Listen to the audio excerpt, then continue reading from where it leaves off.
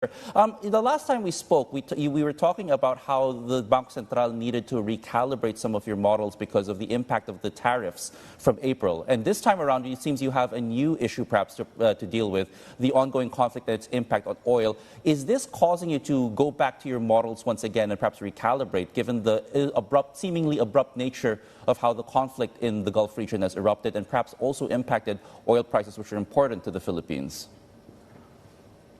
Actually, JP, the recent developments confirm the usefulness of our recalibration.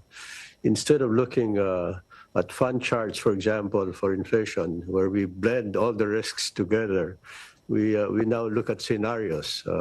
We separate the big risks into a separate scenario, and then we look at the central scenario, and then we make a decision based on our judgment and based on the data about how uncertain it is and how big the risks could be if they materialize. So that's the way we now think about it.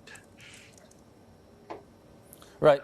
Governor, you have said also that another rate cut is possibly in the cards because, as we mentioned, lower inflation actually gives you more runway to do that. But if we start to see the conflict in the Gulf region continue to impact oil prices and continue to push it higher, could this actually cause a difference or the Bangko Sentral to think about the timing of that rate cut this year?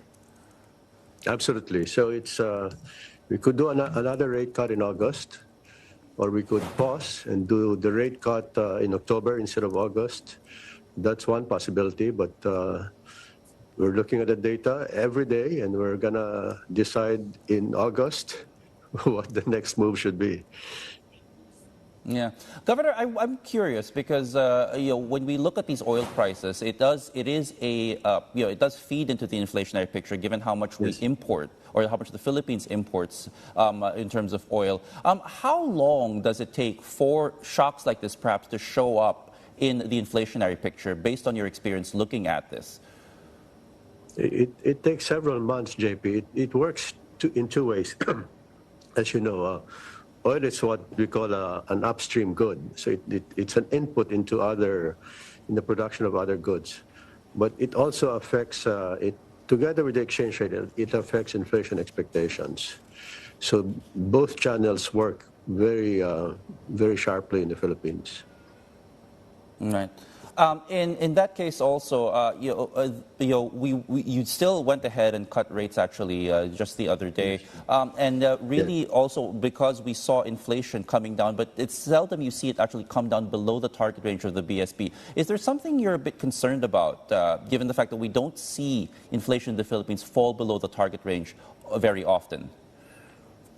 It doesn't happen very often, but unlike other countries, we don't worry too much about what they call the zero lower bound, when inflation gets too low and then you don't have room to cut rates. We haven't had that experience, and we think, based on our analysis, it's unlikely to be an issue for us.